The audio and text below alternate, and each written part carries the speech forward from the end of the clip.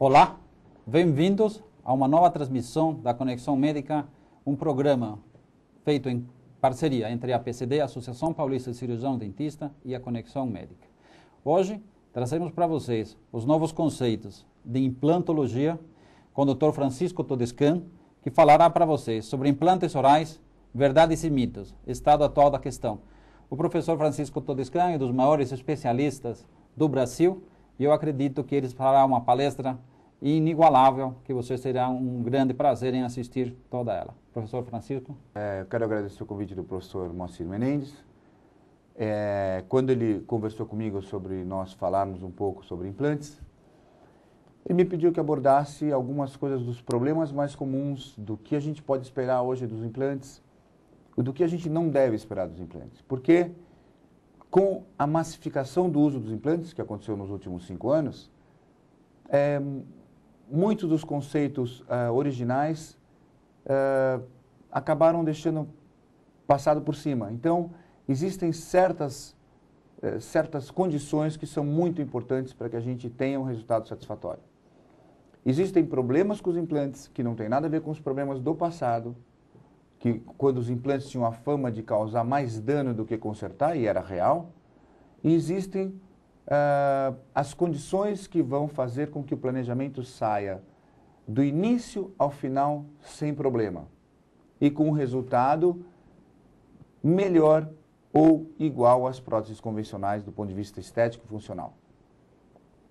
Então, para que a gente possa começar a discutir o assunto, nós vamos ver quais são os fatores que determinam o sucesso ou o fracasso dos implantes. Por que pode dar errado? O que pode dar errado no implante? Os implantes, como se sabe já de muitos anos, são feitos de titânio, porque o titânio é um material altamente biocompatível. O que significa isso? Sobre a superfície de titânio se forma um óxido que é altamente estável e que, do ponto de vista bioquímico, ele é similar a uma cerâmica, que é basicamente a estrutura mineral do osso. Então, na verdade, o osso não sabe que aquilo é um corpo estranho. Ele interpreta aquilo como sendo uma estrutura muito semelhante a ele e cresce e gruda no implante, entre aspas, né? Tanto é que antigamente se falava não em osso-integração, mas em osso-adaptação, porque a nível de microscopia eletrônica existe um pequeno espaço. A verdade é que o osso praticamente cola no implante, num nível que chega a nível de microscopia eletrônica. Isto faz com que essa estrutura colocada dentro do osso tenha uma capacidade de suportar dentes muito boa. Então, na verdade, o implante ele é uma estrutura que vai suportar as próteses ou os dentes, como nós costumamos chamar. Então, o que pode fazer com que esse implante com que o osso não cresça e grude no implante, né? Vamos ver alguns fatores que nós podemos ver aqui na nossa tela. Pode passar. Então, o que pode fazer com que a gente fracasse?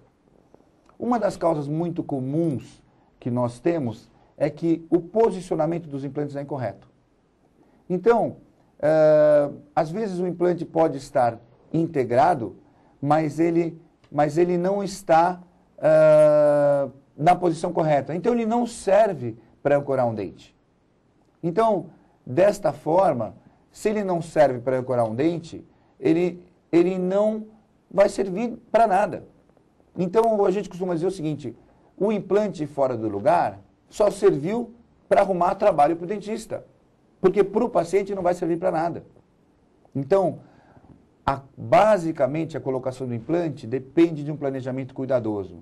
Qualquer dentista que vá fazer implantes, ele precisa primeiro saber aonde deverão estar os dentes, em que tamanho deverão ter esses dentes, em que posição em relação ao arco antagonista, por exemplo, para depois partir para a colocação do implante na posição correta. Isso parece muito simples e óbvio, mas não é tão simples e óbvio. Nas regiões estéticas, provavelmente a tolerância de erro está próxima de 1 milímetro, para que a gente tenha um resultado muito bom e um resultado ruim. Um segundo fator que pode causar problema é o trauma cirúrgico. O que significa isso? Quando nós fazemos a cirurgia, o trauma que é colocado para o osso em questão, apesar da cirurgia ser estandartizada e ter todos os cuidados necessários, isso pode ser traumático demais para as células ósseas. E com isso, essas células não se diferenciam em osteoblastos e ao invés disso elas viram como se fosse uma cicatriz e formam uma fibrose, porque houve aquecimento excessivo dessas paredes ósseas que vão estar contíguas ao implante. Então, isso acontece de forma consistente, tanto aqui no Japão, na Suécia, em qualquer lugar. E nós temos índices de perda dos implantes que variam de região para região, que nas regiões melhores hoje ficariam ao redor de 2%, nas regiões piores ao redor de 10%. A gente tem regiões da boca com osso mais denso e menos denso. E quanto mais denso o osso, melhor para o implante. Então, a gente sabe que isto pode acontecer. Inclusive as companhias mais, pelo menos as primeiras, são as companhias suecas, as suíças, mesmo algumas americanas, eles dão garantia. Eles, na verdade, usam isso como marketing, mas que é um benefício para os pacientes. Porque quando o paciente perde um implante na fase inicial, nós deveremos substituir esse implante sem ônus para o paciente. Porque as empresas dão outro implante para a gente. É óbvio que isso deve ser avaliado pelo profissional antes do planejamento e antes do procedimento. Deve ser conversado com o paciente. Porque, por exemplo, tem casos em que a culpa não é nem do cirurgião, não existe um culpado. Mas tem casos que o paciente, por exemplo, fuma 3 maços de cigarro por dia. Nós sabemos que quem fuma 3 maços de cigarro por dia perde mais implantes do que quem não fuma. Então, deve ser esclarecido ao paciente o risco em que ele estará correndo. E isto pode aumentar essas possibilidades de perda. Uma vez perdido, o que nós fazemos? Nós substituímos esse implante. Esse implante deve ser removido, pode ser substituído no mesmo momento, ou pode se aguardar, dependendo das condições, alguns meses, para que esse osso se regenere, para que a gente faça uma nova intervenção e colocação do implante. Um outro problema é justamente o da densidade óssea, que é o que causa um suporte ósseo insuficiente. O que significa isso? Quando nós vamos interagir em algumas áreas da boca, principalmente no maxilar superior, na área posterior, a gente encontra, via de regra, um osso de baixa densidade. Para isso, existem alguns procedimentos que podem ser feitos, que vão desde enxerto, a utilização de uma superfície de implante que acelere a formação do osso, pelo menos mais rapidamente, porque a longo prazo elas vão mais ou menos se igualar, mas a curto prazo essas superfícies auxiliam a ossificação ao redor do implante. Então, nos casos de osso menos denso, a gente tem que tomar alguns cuidados para que a gente termine com um resultado satisfatório. Né? Então, tudo isso a gente deve fazer para conseguir a ossa-integração.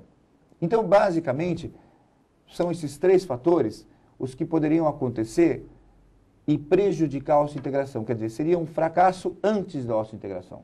Seria o posicionamento, o trauma cirúrgico e o suporte ósseo insuficiente. Né?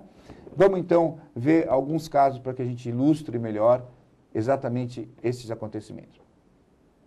Nós estamos vendo aqui uma vista oclusal de um paciente que foi aos Estados Unidos fazer os implantes lá, porque morava lá, e numa clínica de especialistas, fez 3 implantes nessa área, posterior ao premolar, onde não tem os dentes, perdeu 2 implantes por vários motivos, que provavelmente inclusos naqueles 3 que nós colocamos, e nós vamos ver que sobrou um implante que está ali em posição.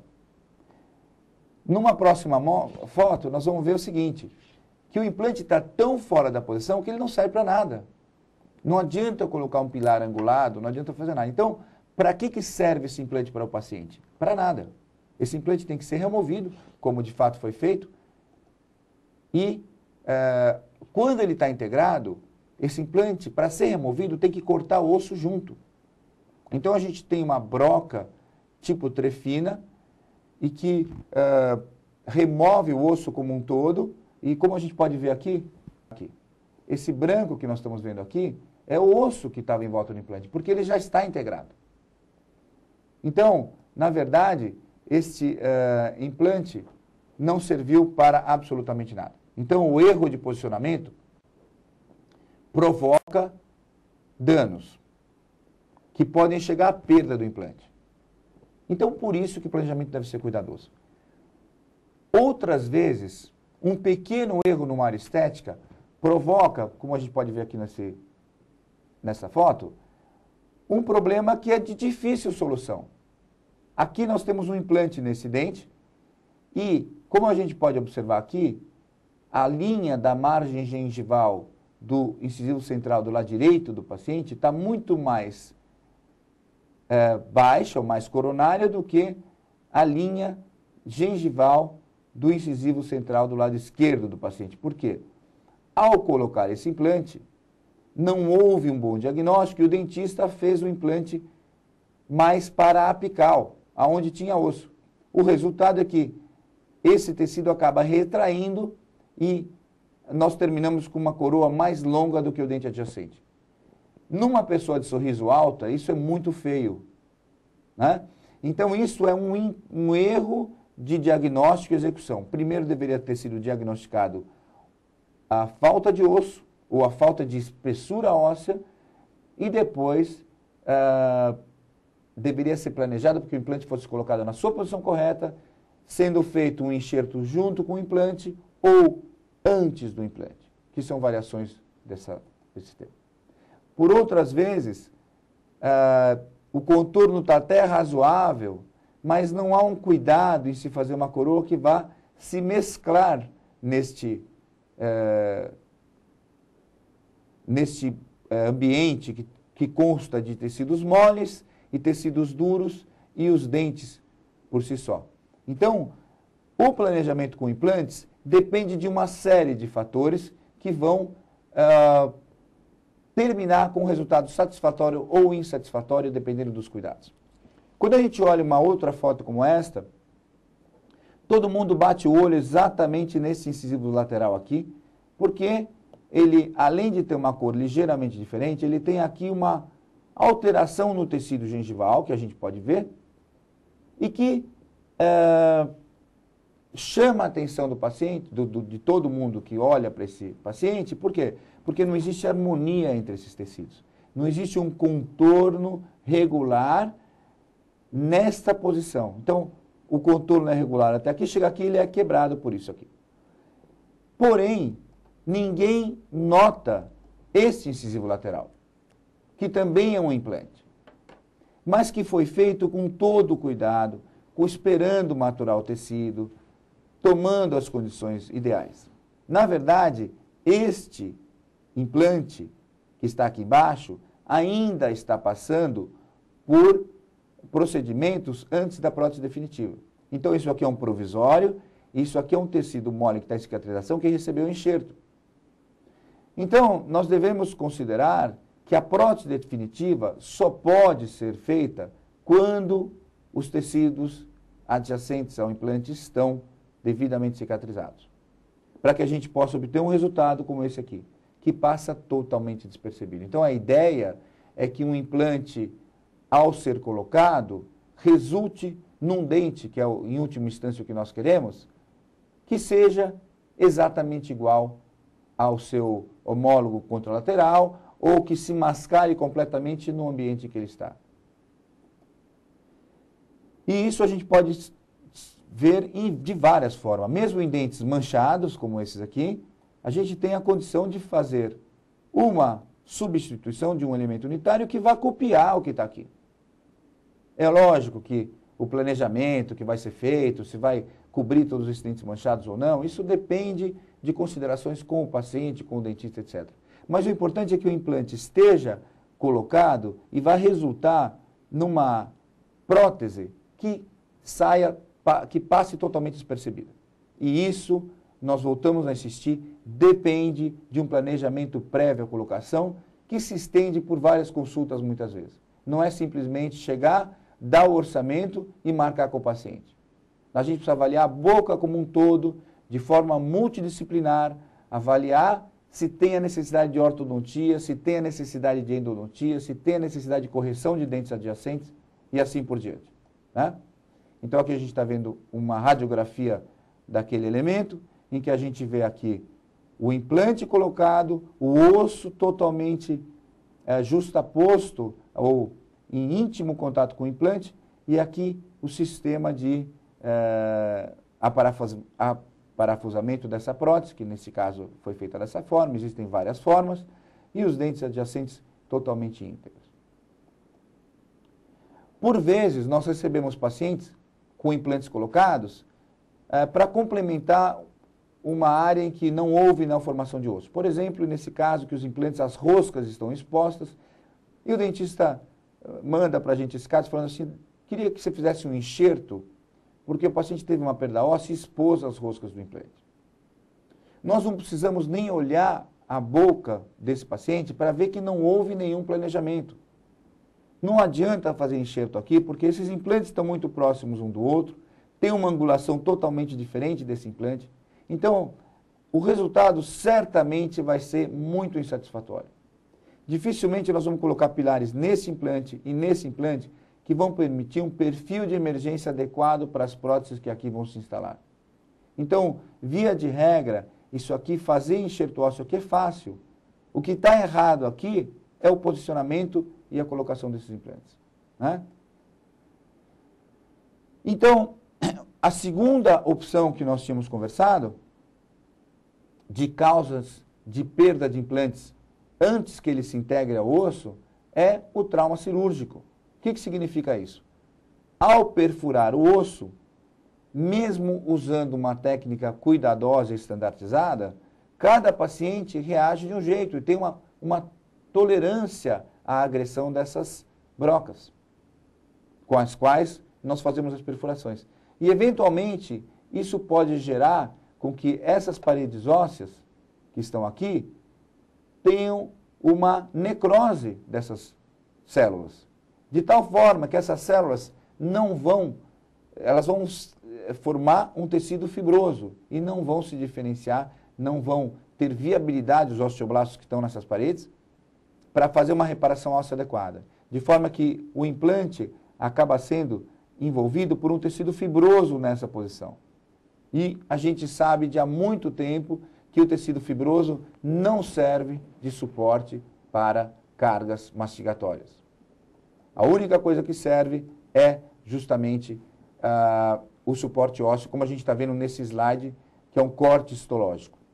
Então, o que nós estamos vendo num corte histológico? Nós estamos vendo um implante inserido e o osso em íntimo contato com as roscas, pelo menos nesse nível de microscopia de luz. Então, a gente vê aqui o tecido gengival, que está em contato com a superfície do implante, nos primeiros 1 a 2 milímetros, e depois o osso, que vem logo abaixo, dando a volta no dente. Se por acaso a nossa cirurgia não é bem sucedida, a gente não toma os cuidados, como a gente vê aqui, de fazer uma perfuração com a definição da rosca, como a gente vê aqui, bem, principalmente no osso denso, que apesar de ser o melhor osso para implante, ele é o que pode aquecer com mais facilidade, porque quanto mais denso, maior o atrito entre a broca e o osso. Então, o que pode acontecer aqui é mais ou menos o que a gente vê neste corte histológico, que é o osso aqui não está em contato com o implante. A gente tem um pouco de contato desse lado, aqui nada de contato com o osso, e aqui a gente vê que provavelmente houve a interposição de tecido mole. Isto pode se dever ou a uma cirurgia que realmente não foi tão cuidadosa, ou mesmo, às vezes tomando cuidado, o limite de tolerância desse tecido pode ser um pouco menor. E a gente pode ter em alguns lugares a formação de tecido mole. Esse tipo de quadro histológico provavelmente explica aquele implante que é colocado, a gente espera o tempo de cicatrização, que vai de 2 a 6 meses, dependendo da região, e o implante clinicamente está firme, provavelmente só por esse lado aqui que está com íntimo contato com o osso. Então, o que acontece? Ele está firme o suficiente no momento da reabertura, que a gente chama, que é ao expor esse implante novamente à cavidade oral. E então, quando a gente coloca a prótese e põe esse implante em função, essas trabéculas ósseas que estão aqui não são suficientes para suportar as cargas. E se reabsorvem, sofrem o que se chama na literatura de microfraturas. E esse implante fica solto. Então, esses implantes são aqueles em que o trauma cirúrgico, a técnica cirúrgica, não permitiu uma osseointegração íntegra ou na totalidade do implante. E esse implante se perde em algum momento após a sua ativação. Esse implante deve ser substituído por nós, ou nesse mesmo momento, ou após remover a cápsula fibrosa que fica em volta, deixar cicatrizar um pouquinho mais, e aí então recolocar o implante no osso. E o terceiro item que a gente pode lembrar, que citamos no início, é o de suporte ósseo insuficiente. Se a gente olhar um corte de um crânio seco do osso maxilar, nós vamos ver que essa região aqui onde está a seta, que é uma região aí de pré-molares superiores, o osso é muito mais denso do que quando nós caminhamos em direção posterior, né? Isso aqui seria a região de túber. Se nós formos olhar aqui, tem muito mais cavidades medulares nessa região da seta do que aqui na região de molares ou aqui na região de pré-molares. Então, conforme nós caminhamos para a posterior, nós vamos vendo que o osso vai ficando menos denso. Ele tem muito mais cavidades medulares do que trabéculas ósseas. Se a gente pegar uma região como essa, tem muito mais trabécula do que aqui, que tem trabéculas muito delicadas, como nós estamos vendo aqui, e temos espaços medulares muito grandes. Isso faz com que, ao colocar o implante nessa região, ele vai estar muito mais em contato com espaços medulares do que com o osso em si. Então, e normalmente a quantidade de osso nessa região é menor, por causa dos seios maxilares. Então, conforme no maxilar superior, conforme nós vamos em direção posterior, a gente tem que estar preparado para resolver possíveis problemas de suporte ósseo insuficiente. E se nós compararmos num quadro histológico em maior aumento, nós vamos ver o seguinte, que nesse aqui da esquerda do vídeo, nós temos pequenas e finas trabéculas em contato com o implante que está ósseo integrado. Ao passo que do lado direito, nós temos um implante inserido em osso denso. E a gente vê que esse osso está em íntimo contato com o implante em toda a sua totalidade. Com poucos espaços medulares, como a gente está vendo aqui na seta. Aqui e aqui. Diferentemente de um grande espaço medular que está aqui, envolvendo uma rosca toda. Então, as porcentagens de contato em osso de baixa densidade com implante ficam entre 10% a 20%, por exemplo, de contato de trabéculos, né? Porque mesmo que essa trabécula venha até aqui, se a gente olhar com cuidado, só aqui tem contato. Só aqui tem contato. Aqui nem contato tem. Então, realmente, a qualidade de suporte desse osso à esquerda do vídeo é muito menor do que a da direita. E para isso nós temos opções de tratamento, como eu disse anteriormente. A gente tem desde enxerto até alteração da superfície de implante, que vai melhorar a quantidade de osso e a qualidade desse osso. E nós temos a literatura mostrando isso, né? Não é de agora, nós temos uma literatura publicada, um estudo retrospectivo de 91, em que um periodontista e um protesista de Nova York estudaram 1.054 implantes que eles tinham feito. O que eles observaram?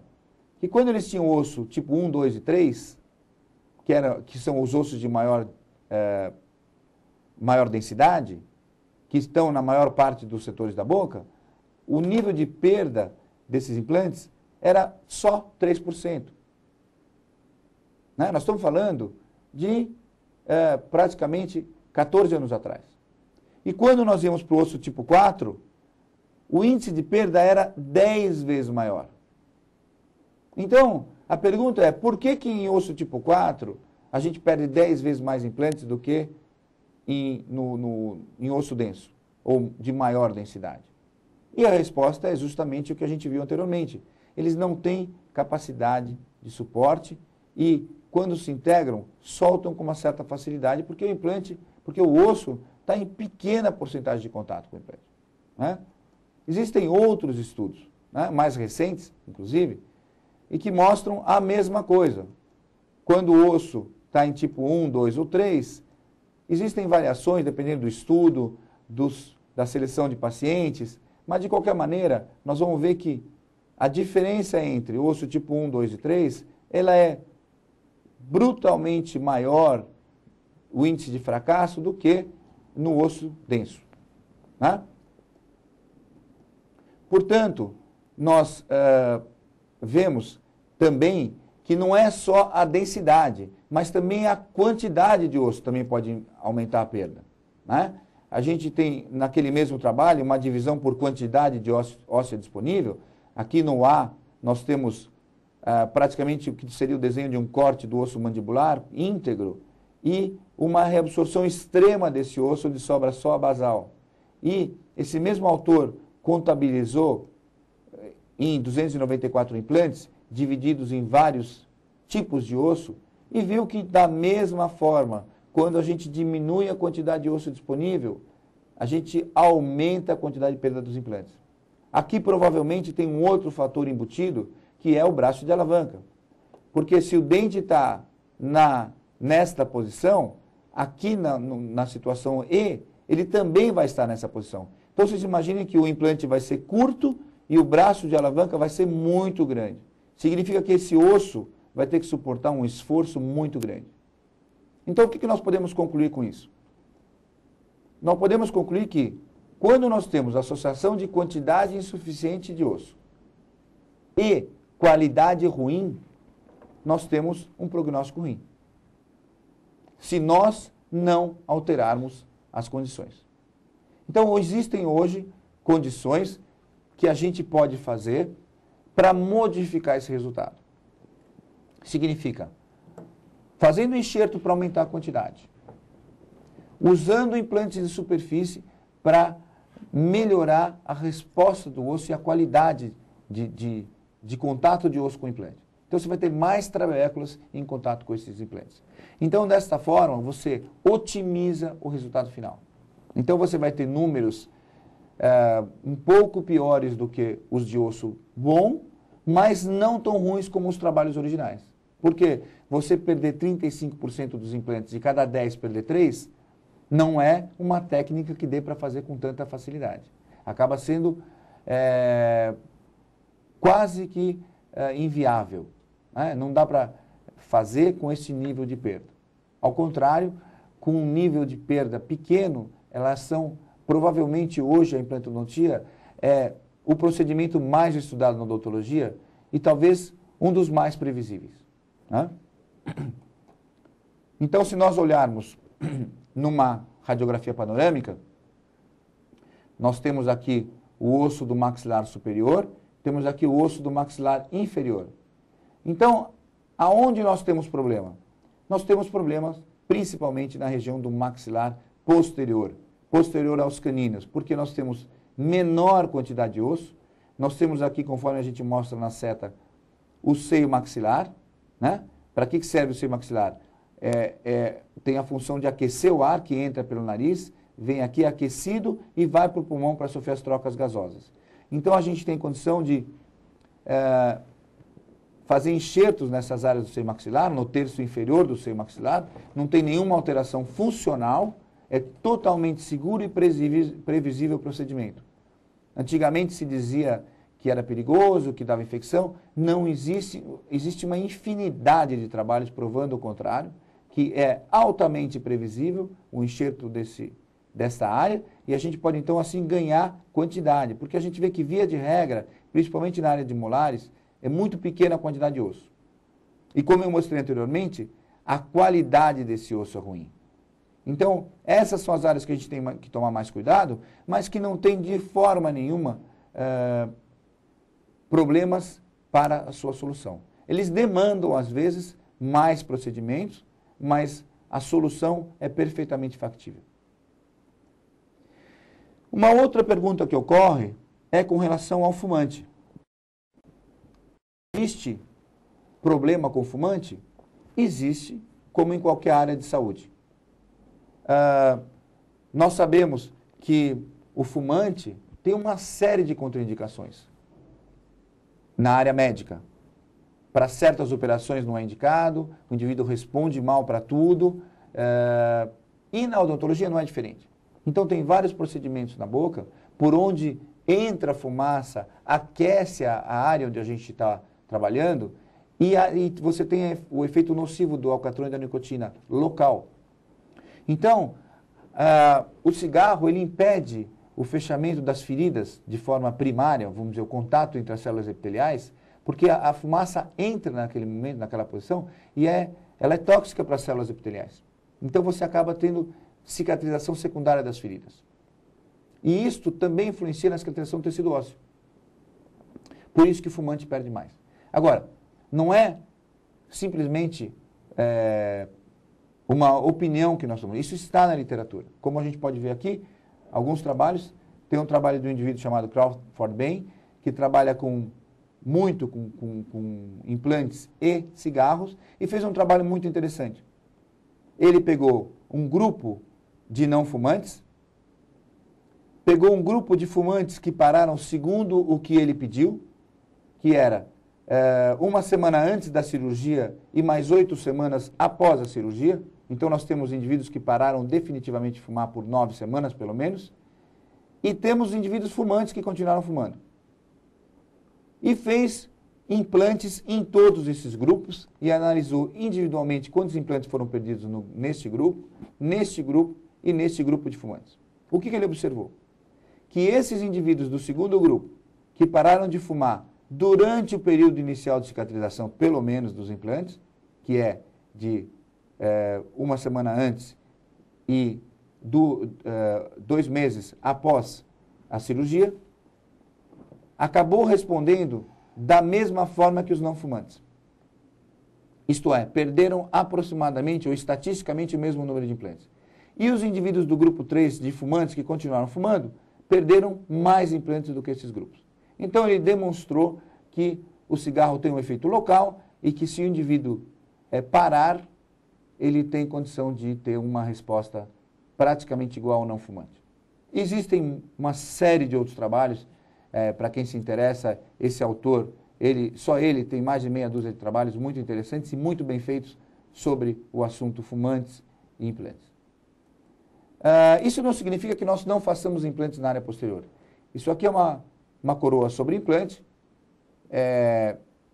totalmente mesclada com o resto da dentição remanescente, e a gente vê que isso aqui tem uma condição boa de saúde, de estética e de função, né? É lógico que nós estamos diante de um caso que tem muito osso, né? Que está aqui o osso em excelentes condições, em íntimo contato com o implante. Então, funcionalmente, esse implante, o paciente esquece que é implante, ele nem lembra.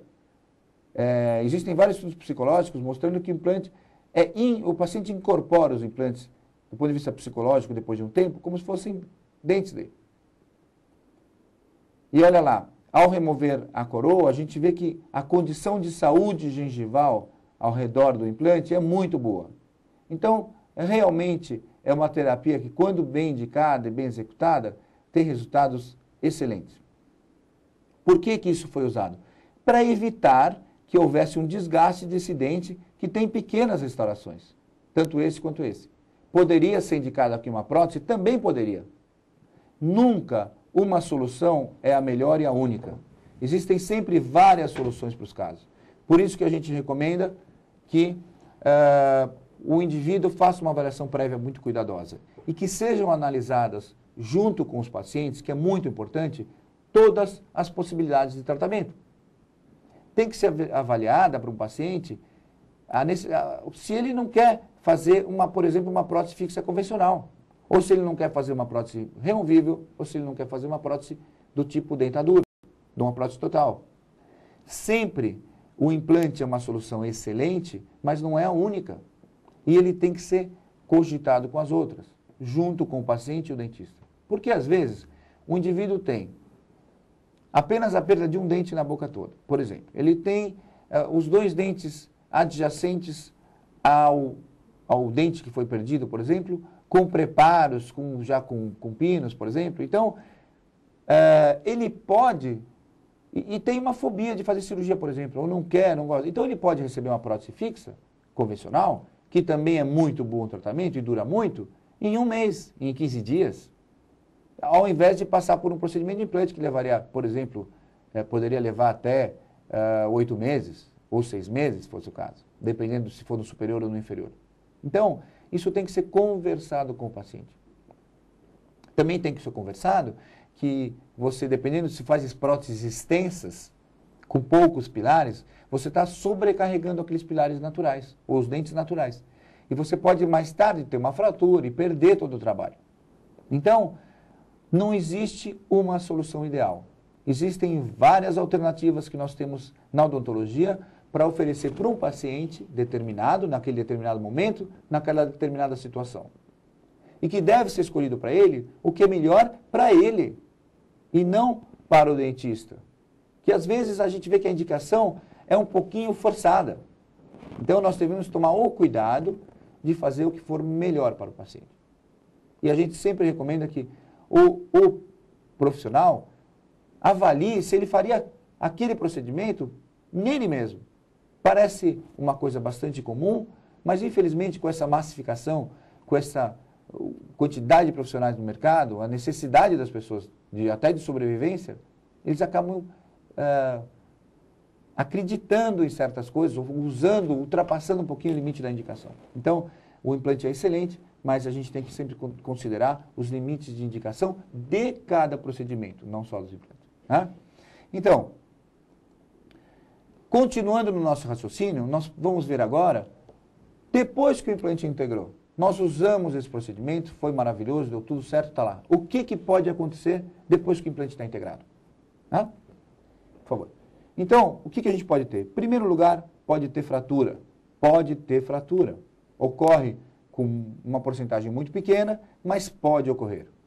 Existem indivíduos que nós chamamos de bruxômanos, que hoje em dia, pela vida tensa que nós levamos em São Paulo, eles são a maioria no consultório e não a minoria, como era antigamente. E esses indivíduos, para descarregar a tensão, passam a noite apertando os dentes, ou pelo menos algumas horas da noite, ou rangendo os dentes. E isso pode ter um reflexo, pode ter um reflexo tanto na articulação, quanto nas próteses, quanto na estrutura periodontal, que é aquele osso e gengiva que estão ao redor dos dentes, por isso chamados periodontais. Então, e que suportam o dente, obviamente. Então, o que acontece? Se o indivíduo, às vezes, tem uma suscetibilidade a um problema da articulação, ele vai ter dor na articulação, ele vai ter dores musculares. Ou então ele vai fraturar algum dos dentes. Ou então ele vai ter os dentes amolecidos pelo excesso de carga. E se ele tiver uma prótese sobre implante, ele pode ter fratura desse implante ou fratura dos componentes dos implantes, que são componentes ou de titânio ou de ouro, que são aparafusados e conectam as peças que estão ligadas ao implante e que vão suportar ou que recebem a própria prótese em si. Né? Por favor. Então, nós temos como primeiro problema a fratura. Ocorre em índices muito pequenos. Muito pequenos. Um segundo problema que está ligado à fratura é a sobrecarga oclusal. Nós vamos ver que a sobrecarga oclusal pode ter, inclusive, um reflexo na osteointegração. E, finalmente, alguma coisa que é um pouquinho, talvez nós tenhamos ainda um tempo para observar isso, porque ainda não deu tempo de acontecer na quantidade que talvez venha a acontecer, mas é a infecção nos indivíduos suscetíveis dos tecidos ao redor do implante. Que, similarmente a o que a gente chama de periodontite, nós teríamos a periimplantite. Então, Para exemplificar, nós temos aqui um caso de um paciente que tinha esses vários implantes aqui, tinha esses 4 implantes feitos na Suíça e quebrava a todo momento os pilares que aqui estavam. Então, o dentista dele me pediu para colocar implantes na área posterior, né, para complementar esses implantes, porque a associação era que esses implantes eram poucos e o braço de alavanca muito grande num paciente com uma mordida muito forte. Então, ele acabava fraturando. Se nós colocássemos pilares posteriores, nós íamos ter um resultado melhor. O que aconteceu é que isso foi feito. Esse dentista, que é muito preciso, muito bom, fez uma prótese sobre esses implantes fixa, e esse paciente voltou de 6 meses com todos os implantes fraturados. Fraturou inclusive os implantes posteriores. É claro que isso não é uma ocorrência comum, é um fato, é um caso único que nós temos aí em 18 anos, mas é para ilustrar o que pode acontecer. E, para que a gente não caia no erro de interpretar mal, ele tem esses incisivos inferiores com perdas acentuadas. Vocês estão vendo aqui que esses dentes estão ferulizados, tem mobilidade, que muitas vezes a gente olha e fala, esses dentes estão perdidos. E esses dentes continuam lá. Ele quebrou 8 implantes, mas os dentes com mobilidade estão lá. Então a gente tem que tomar um cuidado ao considerar. É lógico que nós não estamos querendo aqui fazer apologia para que se salve dentes perdidos. Ao contrário, dentes perdidos tem que ser removido. Mas a gente tem que tomar um certo cuidado de acompanhar o paciente um pouquinho antes de tomar uma atitude, né? Então se recomenda que se use mais implantes de 4 milímetros de diâmetro, que tenham aproximadamente 30% a mais de resistência à fratura, ao invés do implante convencional, que é de 3,75. E geralmente, onde cabe de 3,75, geralmente cabe de 4. Então, sempre melhor. Um segundo fator que pode ocorrer pós-osseointegração é a sobrecarga, causada provavelmente por aqueles fatores que eu disse, como o bruxismo, o apertamento, mas também porque às vezes o indivíduo com pouco osso acaba não tendo uma quantidade de implante suficiente. E a prótese é extensa, então ele acaba tendo um excesso de carga na interface entre o osso e o implante, como nós estamos vendo aqui na seta. O osso aqui está em verde e o implante é a sombra em escuro. Então, um indivíduo chamado Isidor Fleming estudou justamente a sobrecarga, colocando implantes em macacos, e esses implantes foram submetidos à sobrecarga, os macacos rangiam, gastavam essas próteses, ele substituía essas próteses por próteses mais altas, e ele observou que uma quantidade de mais ou menos 1/3 dos implantes sofreram microfraturas ao redor dos implantes e foram perdidos. Portanto, mesmo osso integrado, se a sobrecarga for excessiva, a gente pode chegar a perder os implantes. Então, isso a gente não vê na clínica em osso bom isso, mas a gente vê em osso ruim, que pode acontecer, né? Então, na verdade, depende tudo do estímulo. Esse estímulo tem um limiar, onde ele deixa de ser benéfico e passa a ser prejudicial. Quando o estímulo é benéfico, a gente observa uma condensação desse osso ao redor dos implantes. Isso está na literatura observado através de radiografias. Através dos anos, aquele osso vai se virando mais radiopaco, ele vai ficando mais denso ao redor do implante, porque tem estímulo. E o que é benéfico, porque o implante, o osso que não recebe estímulo, reabsorve. Por isso que ao perder os dentes, o osso começa a reabsorver, porque ele não tem mais o estímulo. Quando a gente coloca o implante e ele recebe carga, esse osso se mantém. Então isto, hoje em dia, é um fator importante de a gente usar os implantes. Porque hoje em dia todo mundo chega a idades avançadas. E em condições que podem ser muito melhores do ponto de vista social, funcional e de conforto para a sua função normal diária. Então, o terceiro item que nós estamos falando, que pode ocorrer depois da osseointegração, é o fato de haver infecção nesses implantes. O que pode acontecer? Pode acontecer que as bactérias que nós temos normalmente na boca, que muitos dos senhores já devem ter ouvido falar da periodontite, que são as bactérias grudam nos dentes e formam o famoso tártaro, ou cálculo dental. O que é isso? Que é uma colônia de bactérias, um biofilme de bactérias que se deposita sobre o dente e que acaba por calcificar. Quando ele calcifica, não adianta escovar mais porque não sai. Então tem que o dentista fazer aquela raspagem, aquela curetagem para poder limpar a superfície do dente. O que causa essa bactéria? Ela, para sobreviver, acaba emitindo substâncias que são tóxicas a nós. Né? Os produtos do metabolismo bacteriano acabam causando uma reação inflamatória de baixa intensidade, que é crônica na maioria das vezes.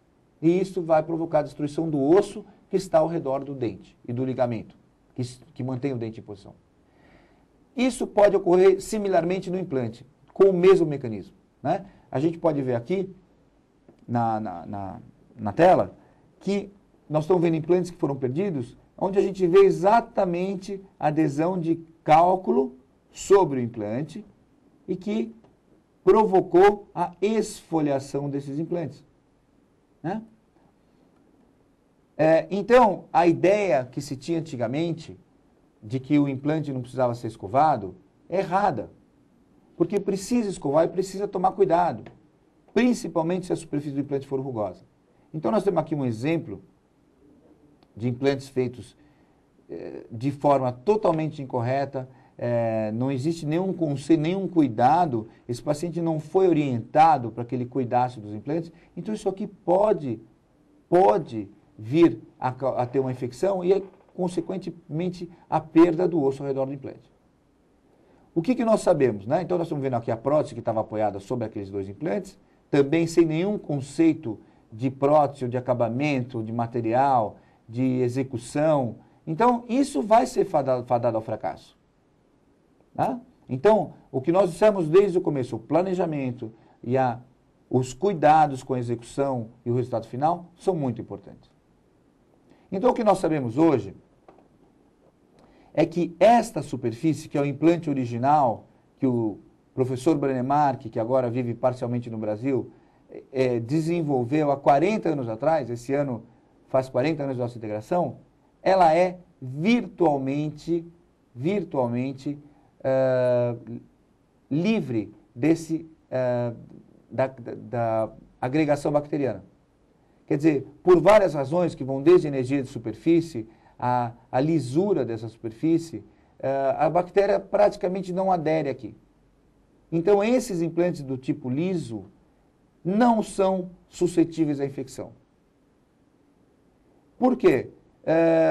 Porque, inclusive, já foi visto, já vários autores, tem alguns cirurgiões suecos, deixaram, em alguns casos, 3 a 4 roscas expostas fora do osso e acompanharam durante 5 anos e viram que não acontecia absolutamente nada, às vezes uma ligeira inflamação da mucosa ao redor desses implantes, o que eles chamaram de mucosite. Isso não obrigatoriamente significa que vai ter uma perda óssea. Então, esses implantes são bastante pouco suscetíveis à infecção bacteriana. Por outro lado, os implantes de uma superfície mais rugosa têm mais suscetibilidade. Há uns anos atrás, eu tive a oportunidade de fazer um trabalho na faculdade, na Universidade de São Paulo, em que a gente acompanhou alguns implantes na mesma boca, num modelo feito da seguinte maneira. De um lado, nós tínhamos implantes de titânio comercialmente puro, que é o titânio original do Brennemark, e do outro lado, nós tínhamos os mesmos implantes, do mesmo tamanho, na mesma posição, na mesma boca, revestidos com hidroxiapatita. E nós acompanhamos esses pacientes pelos índices periimplantares por 3 anos. Nós tínhamos um projeto original de acompanhar 20 pacientes por 5 anos, mas isso é muito difícil de a gente fazer no Brasil, porque os pacientes de faculdade ou não voltam, ou eles têm, a gente tem que chamá-los em casa. É um pouco difícil a gente conseguir fazer esses implantes de acompanhamento. De qualquer forma, nós conseguimos acompanhar 8 pacientes, que é pouco, por 3 anos. Mas deu para a gente ter uma ideia do que acontecia.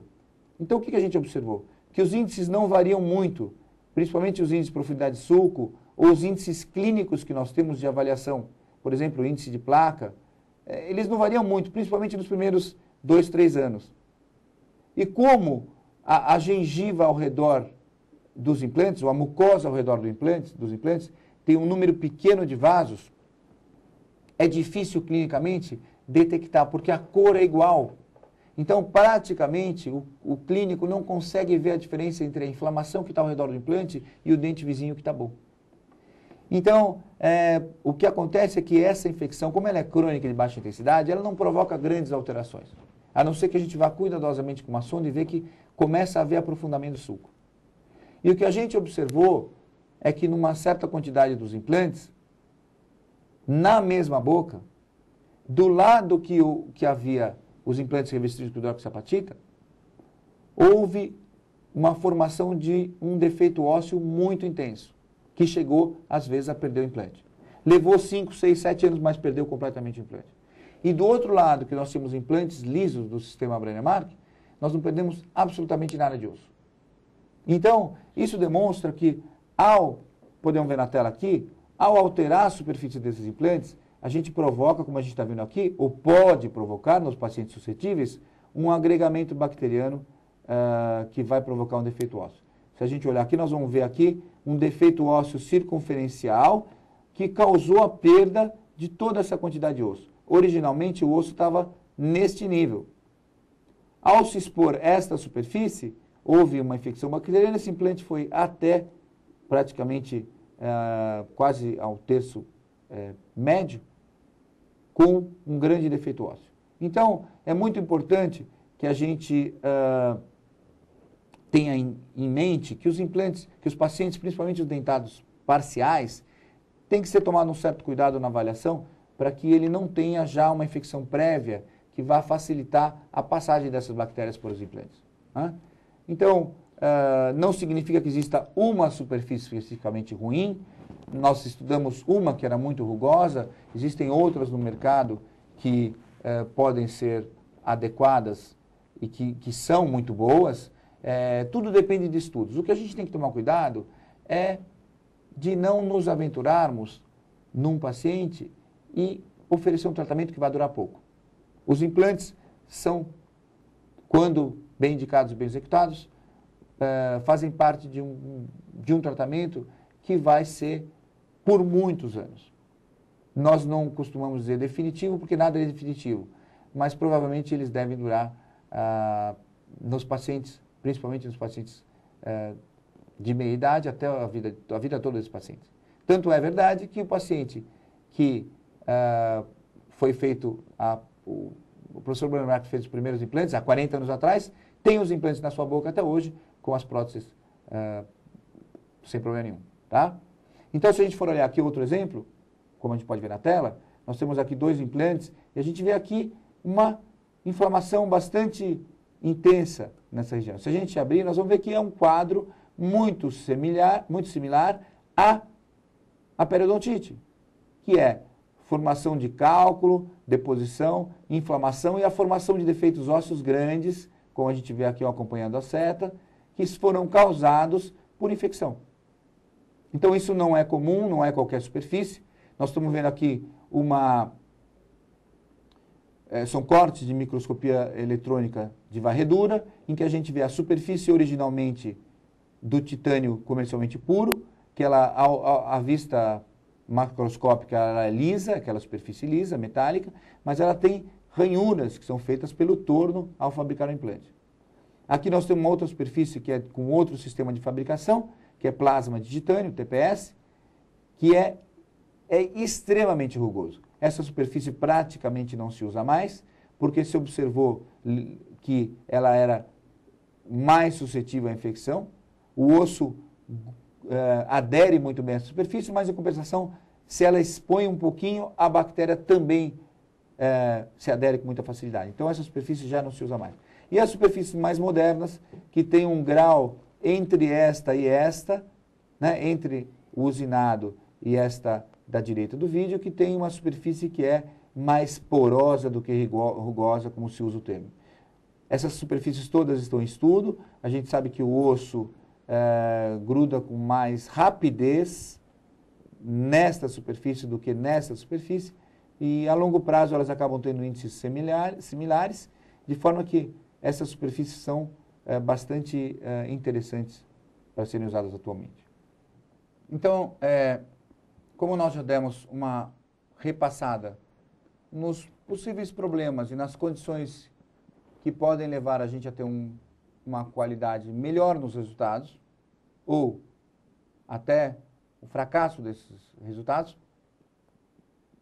vamos ver agora o que está um pouquinho mais do que está sendo mais discutido atualmente, que são os aspectos estéticos dos resultados com os implantes. Porque, na verdade, há uns anos atrás, 10 ou 15 anos atrás, não se aceitava muito mais um resultado um pouco aquém do ideal, porque nós estávamos, de uma certa forma, muito satisfeitos com os resultados funcionais. E hoje não se admite que o resultado seja aquém daquele resultado estético que a gente poderia obter com próteses convencionais. Praticamente, hoje em dia, nós temos capacidade de resolver a maioria dos casos. Seja com mais procedimentos ou com menos procedimentos. Tá? Por isso, nós vamos ver algumas coisas que governam um pouquinho os aspectos estéticos dos implantes. Vamos ver aqui o monitor, por favor? Então, nós temos aqui alguns casos em que a gente vê que todos eles têm algum implante em algum momento, apenas um implante, e eles aí, pelo menos à vista das pessoas, dos leigos, passam despercebidos. Né? Então, o que nós temos que ver é o que faz com que a gente tenha esses cuidados, ou que a gente consiga ter esses resultados. Né?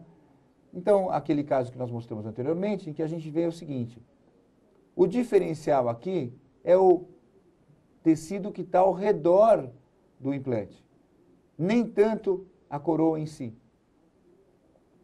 Então, para que a gente tenha condições ideais, nós temos que ter o contorno dos tecidos duros e moles ao redor das áreas trabalhadas harmônico e similar ao contralateral.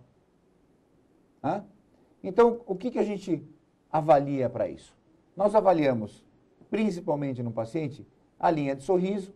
Né? É óbvio que um paciente que mostra as gengivas quando sorri é muito mais difícil, deve ter muito mais cuidado ao ser tratado do que o indivíduo que tem uma linha de sorriso que ele mostra só a ponta dos dentes. E a restauração da altura facial, o que significa isso? Se o paciente vai receber vários elementos, vai receber o que a gente chama de uma reabilitação oral, ele vai ter todos os tamanhos dos seus dentes reestruturados. Ele vai ter o suporte da face muitas vezes alterado, e isso envolve o planejamento inicial. E vai mudar completamente o resultado final.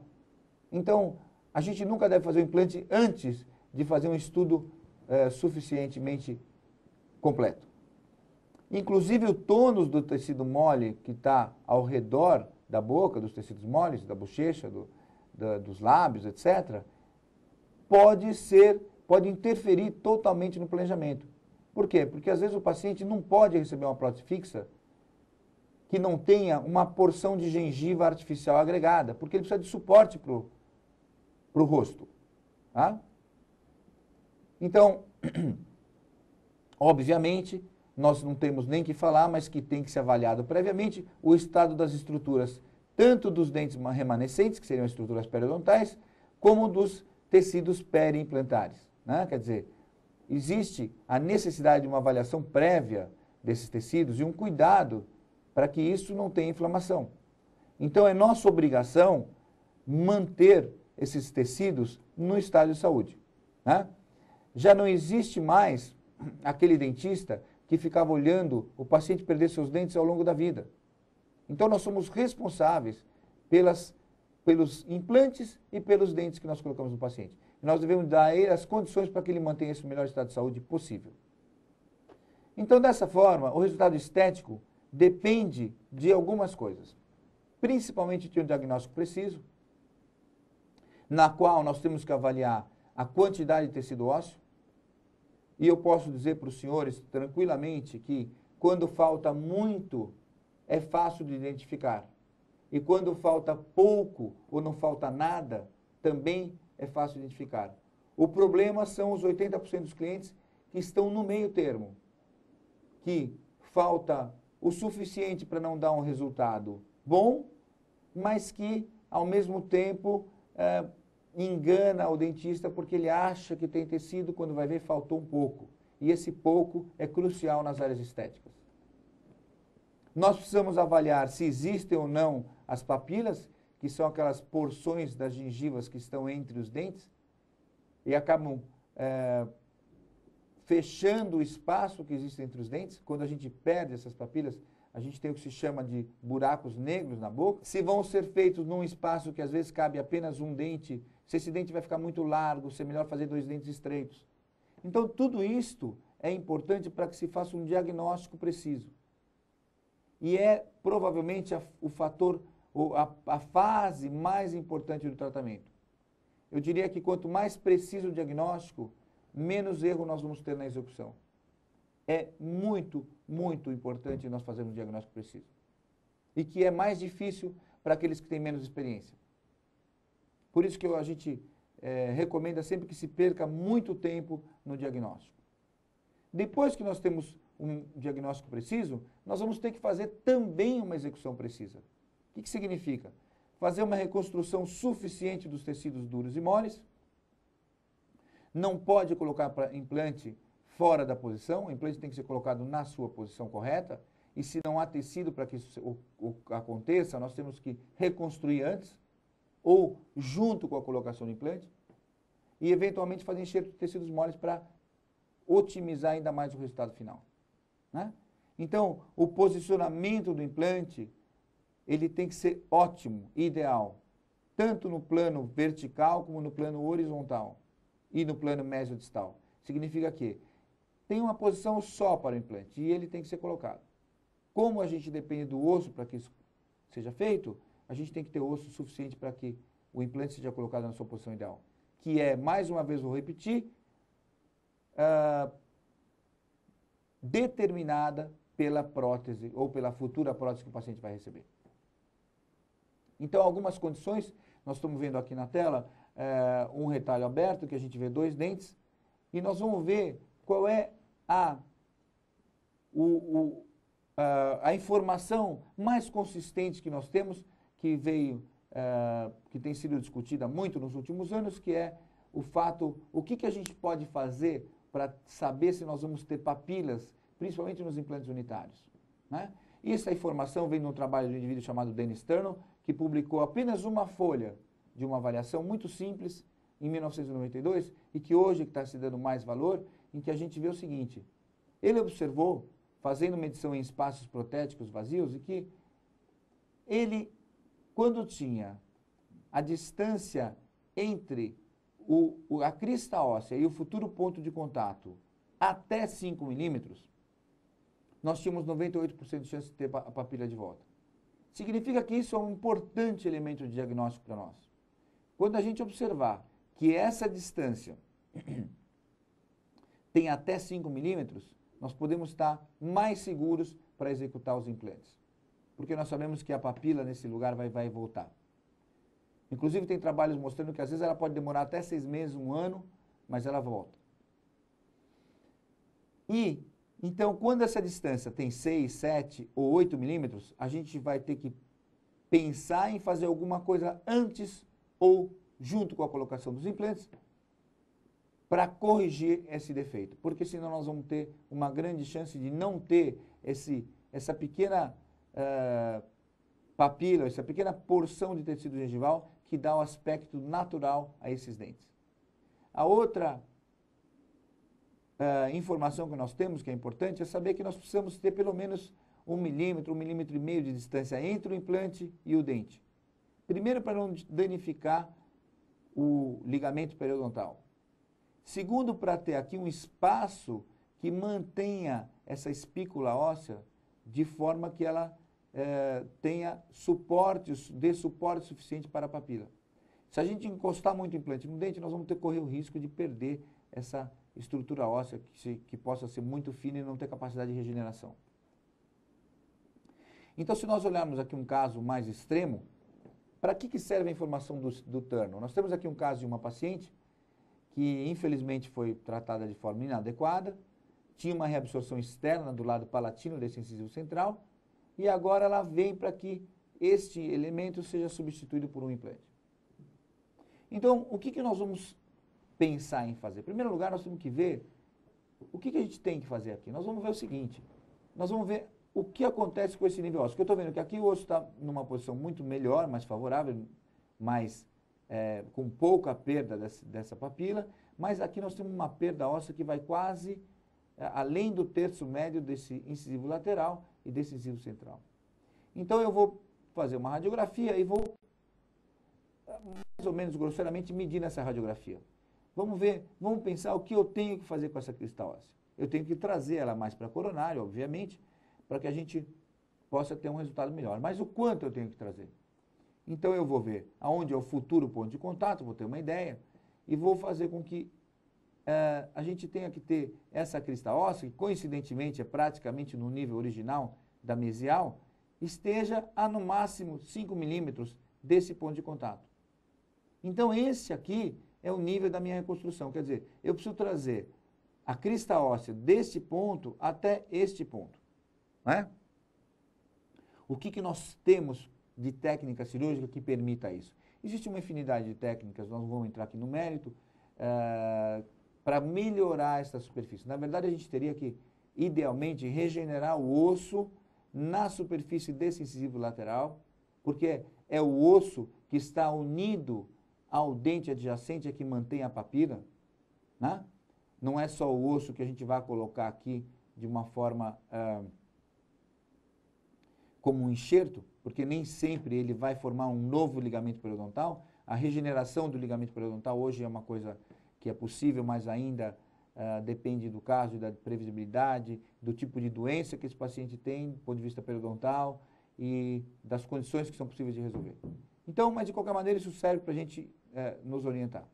Essa aqui é a tabela do Turner, que mostrou para a gente, ao fazer as medidas, que ele observou o seguinte, quando a distância entre a crista óssea e o ponto de contato era de 5 milímetros, ele observou que 98% das vezes ele tinha a papila presente.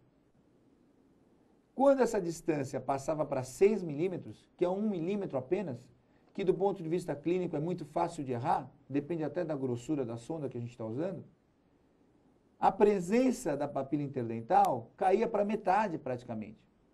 Então nós estamos falando de uma distância muito pequena clinicamente e que tem um resultado, tem uma influência enorme no resultado final. E se essa distância passava para 7 milímetros, nós íamos ter a papila presente em apenas 1/3 dos casos. Então essa informação é extremamente importante do ponto de vista de diagnóstico e execução. Ela vai nos dizer que alguma coisa nós precisamos fazer para ter uma previsibilidade melhor no resultado final. Então isso facilita com que a gente inclusive dê informações ao paciente dos riscos que ele está correndo. Né? E isso é muito comum nos dias de hoje. A gente recebe muito pacientes que não têm, pacientes muito jovens, né, pacientes entre 20 e 30 anos, que têm agenesias de incisivos laterais. Né? Antigamente, a ortodontia trazia esses caninos para a mesial, né, trazia esses caninos para essa posição, transformava esse canino lateral e deixava o espaço para a substituição, o espaço protético, mais para trás. Porque uma prótese não se mascarava tão bem como o dente natural. Hoje eles levam o canino para a sua posição correta e deixam esse espaço para a gente fazer os implantes. O incisivo lateral unitário é o implante mais difícil de ser feito. Porque geralmente tem pouco espaço, é um dente da frente, muito difícil de mascarar. Então nós vamos mostrar esse caso ilustrando o que o Turner mostrou para nós, apenas para que a gente veja que isso realmente ocorre. Né? Então nós temos aqui uma vista melhor, nós estamos vendo que nesse caso existe excesso de gengiva em suficientemente quantidade, e radiograficamente a gente vê que apesar de ter pouco espaço entre as raízes, a gente tem condição de fazer um implante aqui e resolver esse caso de uma forma adequada. Né? Foi usado para esse caso uma técnica que a gente chama hoje em dia de carga imediata, que tem indicações e tem contraindicações, né? É uma coisa que nem sempre pode ou deve ser usada de uma forma indiscriminada, principalmente nesses casos anteriores, mas o que nós estamos vendo é que quando bem indicada e bem executada, ela dá resultados muito bons, porque a gente manipula menos os tecidos, então acaba tendo um resultado melhor. Aqui nós estamos vendo uma panorâmica, se a gente for ver um aumento maior, nós temos uma distância muito crítica entre as raízes, que é de 6 milímetros. Né? O ideal de distância entre dois dentes nos implantes unitários é que haja pelo menos 7 milímetros de distância entre as raízes. Para que o implante menor, que seja de 3,5 milímetros ou de 3,75, passe com uma folga de 1,5 milímetro de cada lado. Nesse caso, nós estamos com uma distância limite e nós temos que usar um implante fino, um implante de menor diâmetro, para permitir que a gente passe nesse espaço sem danificar os dentes adjacentes. Isso realmente foi feito. Aqui está sendo um implante sendo colocado, estamos vendo, e aqui já a parte de prótese, né, o suporte ou o pilar protético que vai receber o provisório imediatamente no momento da cirurgia. Tá? E aqui nós temos então a panorâmica com os dois implantes colocados, e nós temos aqui uma vista maior, a gente vê que o espaço realmente era muito pequeno para que a gente passasse um implante, inclusive de pequeno diâmetro. E aqui nós temos então os dois provisórios colocados, uma semana, foram colocados no dia, não uma semana depois, mas nós temos aqui uma semana depois o resultado estético. Tá? Então nós temos isso aqui é um provisório, e esse aqui que a seta mostra também é um provisório. O que a gente observa aqui? Nós observamos que tem exatamente o que a gente esperava ver, que é uma inversão papilar. Por que acontece isso? Porque a gente corta um tecido extremamente fino e bloqueia a nutrição desse tecido. Ele necrosa, obviamente, e essa papila que devia estar aqui, nesse contato, ela sobe. Então, por quê? Porque houve um bloqueio na nutrição desse tecido que é muito fino e delicado. Então, se a teoria do Turner estiver correta, nós vamos ter a neoformação dessas papilas após um tempo. Então, nós vamos ver agora, após 45 dias, o que a gente observa? Que esse tecido está se regenerando. Isso aqui não é inflamação. É um tecido que está se neoformando a partir do ligamento periodontal deste canino e deste incisivo central e não do implante. Existe o restabelecimento dessas papilas, né? Porque existe uma espícula óssea em boas condições lá embaixo. É por isso que nesses casos onde a estética é preponderante, a gente recomenda aos dentistas que esperem para fazer o definitivo. Espera, a gente recomendava antigamente 2 meses, é pouco. A gente recomenda 4, 5, 6 meses, às vezes até mais. O que vai nos guiar? O que vai nos guiar é que essas papilas estejam maduras, porque o contorno dessas coroas vai ser mais adequado. Então, se a gente comparar, após 5 meses, nós vamos ver que o contorno é muito melhor. Nós vamos ver aqui que isso aqui está muito mais agradável. E se nós tomarmos o cuidado de examinar, nós vamos ver que ainda não está 100%. Ainda existe uma certa diferença de textura entre esta papila e esta papila. Porque essa papila foi formada há pouco tempo, ainda não houve remodelação completa e funcional desses tecidos. Para que depois, então sim, esse paciente, o dentista possa remover essa coroa e passar por procedimentos de confecção de uma coroa definitiva. Então, realmente, quando a gente tem condições, a gente tem a capacidade de ter um resultado ideal sem tocar nos dentes íntegros desses pacientes. Nós temos que pensar que essa coroa vai permanecer muitos anos num paciente de 22 anos. Então, nós temos que pensar que daqui, quando esse paciente tiver 30 e poucos anos, já vai fazer 10 anos que ele fez esse tratamento. É óbvio que provavelmente os dentes vão mudar de cor, as coroas vão mudar de cor. Mas o implante e o osso deverão estar íntegros para que se façam as modificações necessárias sem que a gente perca tecido e perca estrutura ou tenha a reabsorção dessa área. Então, é muito importante que a gente pense a longo prazo com implantes e não a curto prazo. No dia que fez está bonito, 5 meses depois, 1 ano, 2, 3, 4, 5 está bonito. Esses pacientes são muito jovens e depois nós vamos ter que ter condições de tratá-los mais tarde. E no caso de implantes múltiplos, esses implantes não podem estar muito próximos. Eles têm que estar no máximo 3 milímetros de distância. E principalmente quando a gente vai para a área de molares, é melhor afastar até um pouco mais para ter um contorno adequado das próteses. Nós podemos exemplificar aqui com um caso, pode passar na tela, por favor, em que a gente vai ver casos de indivíduos jovens, em que a gente tem esse dente incisivo central superior esquerdo já anquilosado, quer dizer, o indivíduo continuou crescendo, esses dentes estão vindo para uma oclusão melhor, esse dente está retido no osso por ter tido um acidente e ter reabsorção. A gente já tem aqui uma presença de uma fístula, porque tem posições. Conversando com o dentista do paciente, o endodontista desse paciente optou-se por intervir nesse momento porque estava vendo uma reabsorção dessa raiz já que nós estávamos acompanhando há muito tempo, porque esse paciente ainda estava em fase de crescimento. E nós não devemos fazer implantes nos pacientes em fase de crescimento, porque o implante vai funcionar justamente como esse dente. O implante é uma anquilose. Então o indivíduo vai continuar crescendo, a mandíbula e a maxila vão continuar crescendo e o implante vai estar retido. De forma que nós vamos terminar com um dente muito mais longo do que e fora da posição que seria necessário, né? Aqui a recomendação principal era que se fizesse a ortodontia. Tanto os pais quanto os pacientes optaram por não fazer a ortodontia e nós partimos então para resolver esse caso. Aqui uma foto já das tentativas de retratamento de conduto, a reabsorção interna progredindo. Então, antes que começasse a destruir tudo, nós resolvemos intervir, né? Como a gente sabe, nesses dentes anquilosados, a tábua cortical é muito fina, em geral ela sai junto. Nós estamos vendo aqui o implante colocado na sua posição determinada pela prótese e a loja óssea já com uma distribuição bastante grande, principalmente na vestibular, onde a gente vê o implante em quase sua totalidade, né? Volto a dizer que nós optamos por fazer o implante no momento da extração. Existem várias opções.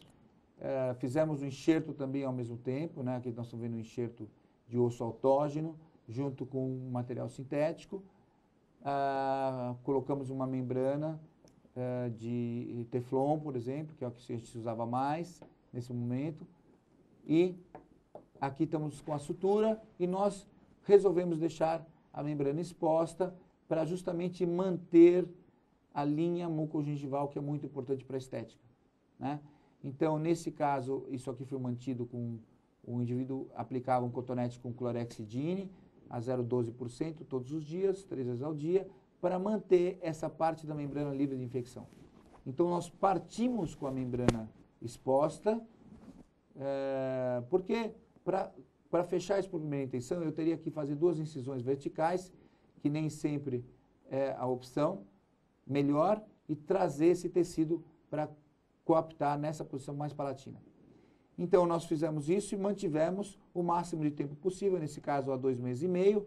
Quando nós removemos a membrana, e já podemos observar aqui que tem um tecido já imaturo, mas que estava aí granulando, que a gente deixa na mesma posição e deixa isso aqui epitelizado. Nesse momento estão aqui as suturas e vamos aguardar que complete-se o ciclo de osseointegração, inclusive de maturação do enxerto, que são 6 meses. Após 6 meses, nós vamos expor novamente o implante, porque já está pronto para que isso seja feito. Então, nós vamos expor o implante e vamos deixar, inclusive, um excesso de tecido gengival. Nessas áreas estéticas é muito importante a gente contar sempre com tecido a mais. Então, a gente deixa, como a gente está vendo aqui, a linha, que seria a linha de contorno ideal desses dentes. Nós estamos aí com uns 2 ou 3 milímetros de excesso, porque isso aqui vai retrair um pouco. E depois, se ficar mais, a gente tira de uma forma muito simples. O implante colocado, um pilar do tipo CeraOne para a confecção de próteses, e aqui está o provisório. Então, se a gente olhar aqui, ainda na fase provisória, nós vamos ver que nós temos tecido em excesso muito mais do que precisava. E nós vamos aguardar 2, 3, 4 meses para ver se isso aqui se mantém, porque eventualmente isso pode se retrair. Por isso que nós não fazemos esta gengivoplastia logo em seguida. Nós esperamos no mínimo 3 meses. Aí, quando passou esse tempo, está com o provisório, aí é fácil, a gente vai com o mistura elétrico e faz o contorno melhor desta coroa para dar uma anatomia exatamente igual aos dentes adjacentes. E aí a gente tem o caso terminado com bastante similaridade aos dentes adjacentes. Né? Então nós temos aqui como começamos e como terminamos, de uma forma que permite o restabelecimento da saúde de uma forma muito adequada. E às vezes isso não é possível. Às vezes o paciente não responde bem e acaba tendo, num caso em que o implante foi colocado, foi mal planejado, né? O dentista que mandou isso para nós pediu para reabrir porque ele viu que tinha uma exposição maior desse dente antes de fazer a prótese. Foram feitos enxertos de tecido mole, porém sem sucesso. Então, isso é para a gente lembrar que nem tudo são flores. Não dá para ter previsibilidade em todos os casos. Principalmente nos casos em que o implante está colocado totalmente fora de posição e com angulação totalmente incorreta. Então, para que os senhores vejam, isso aqui é um pilar de cicatrização que tem 5 milímetros de altura. Isso significa que o implante está colocado lá para a apical, aproximadamente 5 milímetros acima dessa borda. Que significa que esse implante, que deveria estar a uma distância de 2 a 3 milímetros da linha mero-segmentar dos dentes adjacentes, está lá em cima e totalmente vestibularizado. Então não adianta querer pôr gengiva, osso, porque aqui não vai ficar. A solução para corrigir esse implante é remover esse implante com osso, fazer enxerto ósseo e colocar um novo implante. Nesse caso, o paciente não quis submeter a tudo isso e foi feita uma correção através da prótese, que também pode ser uma opção. Né? Então, essa aqui está a coroa colocada. E aqui nós temos, então, a confecção de uma gengiva artificial, que corrigiu bastante bem o defeito. Né? Então, são opções de tratamento. Olha lá, olha onde está a cabeça do implante em relação, está no terço médio do incisivo lateral adjacente. Nós tivemos que colocar um pilar angulado, né? E aqui está a gengiva artificial em posição, aqui delineada em preto, e aqui como foi resolvido com essa cerâmica aplicada à própria coroa cerâmica, com bastante, uma longitude muito grande, aqui está a forma da gengiva, e aqui a gengiva em posição. Então, esteticamente ficou razoável? Ficou, mas é um compromisso de resultado. Porque tem pacientes que se sentem constrangidos de ter que tirar isso aqui para higienizar. Tem pacientes que se sentem inseguros, de medo que essa gengiva que fica por pressão aí, pode se soltar. Então, na verdade, o que deveria ter sido feito é que o dentista que colocou esse implante deveria ter estudado previamente o caso. Deveria ter visto que ele tinha que fazer enxerto primeiro, restabelecer tecidos duros e tecidos moles nessa altura, depois fazer o implante na posição correta, para depois então, ter um resultado final ideal. Infelizmente, normalmente, quem se prejudica com isso é o paciente. Então, nós temos que tomar muito cuidado de fazer os implantes antes. Pensar e planejar com muito cuidado. Né? Então, sempre a principal fase é a de planejamento preciso, como eu disse, para que a gente possa chegar a uma execução precisa. E isso depende de perder bastante tempo examinando e avaliando e fazendo planejamento dos pacientes. Quando tudo está feito corretamente, a gente tem um resultado bastante adequado. Né? Como a gente pode ver aqui novamente, um outro caso, em que existe, pode passar por favor?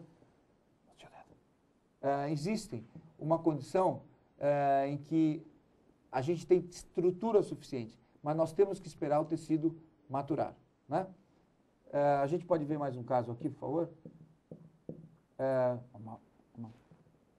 Aqui? Não, ele não está. Agora está. Tá. Então, nós podemos ver aqui um caso em que a gente tem tecido suficiente, mas tem um caso, como a gente mostrou no início, que tem uma série de caracterizações que foi conversado com o paciente. Se ele quer modificar essa aparência Porque se ele for modificar essa aparência toda, o indivíduo vai ter que intervir, quem for fazer a restauração, se for a mesma pessoa, quem quer que for fazer, vai ter que intervir, vai ter que modificar a forma e a cor de todos esses dentes. Isso vai modificar também o resultado final desses dentes. Se isto não é necessário, não é requerido, nós partimos diretamente para a colocação de um implante, porque nós já avaliamos que tem osso suficiente e que os contornos são suficientes. Então a gente parte diretamente para a colocação do implante.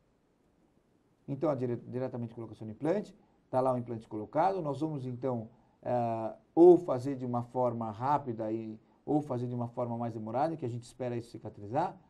De fato que aos 6 meses nós podemos chegar, por exemplo, a abrir isso aqui com um contorno já ideal. Então, ao reabrir, nós vamos ver o implante já integrado, né? Vamos colocar um pilar que pode ser desses pilares estéticos. Hoje em dia existem pilares cerâmicos que são extremamente estéticos, porque até a transparência, quando a gengiva é muito fina, dá um aspecto similar à raiz do dente. Não tem metal aparecendo aqui. Então isso vai ser preparado como se fosse um núcleo, por exemplo, e o tecido gengival vai ser colocado, posto sobre este pilar. E sobre este pilar vai ser colocado no caso aqui, uma coroa provisória, que poderia ser feita, inclusive, de uma forma rápida ou feita em laboratório. Depende do que o dentista vai querer. Então aqui são marcas para desgaste dessa estrutura. A estrutura já desgastada. E a gente vai, então, colocar em cima disso aí um provisório. Senhores, notem que a gengiva foi reposicionada numa posição muito mais coronária do que o dente adjacente. Porque nós estamos contando que vai haver uma pequena retração desse tecido. Então, nós estamos vendo aqui, que nós temos aqui aproximadamente 2 milímetros em excesso. Aqui está o provisório colocado. E aqui nós temos o futuro contorno em que nós vamos querer que esse tecido fique. Então, a gente procede como a gente procedeu anteriormente. Nós vamos manter isso aqui por uns meses, até que a gente observe que esse tecido está maturado, e nesse momento nós vamos reavaliar se é necessário fazer uma correção nessa gengiva ou não. Após 7 dias, nós vamos ver que já houve um restabelecimento desse tecido e que aqui está havendo uma maturação, está havendo um reposicionamento desse tecido, né? Isso aqui vai se reposicionando e nós vamos ter então uma perda maior, inclusive com exposição de uma parte daquele pilar protético, que posteriormente vai ser então repreparado e readaptado às condições. Então o que nós temos que esperar? Exatamente o que nós mostramos no primeiro caso que o Tano mostrou. Isso aqui, como tem osso, ele vai voltar. Nós temos que esperar que essa papila se restabeleça. E olha que nós estamos falando de quase 1 mês de cicatrização. É muito pouco. Com 2 meses, ainda falta muito para esse tecido se restabelecer. Nós temos aqui ainda espaços abertos. Nós temos que esperar que isso cicatrize, né?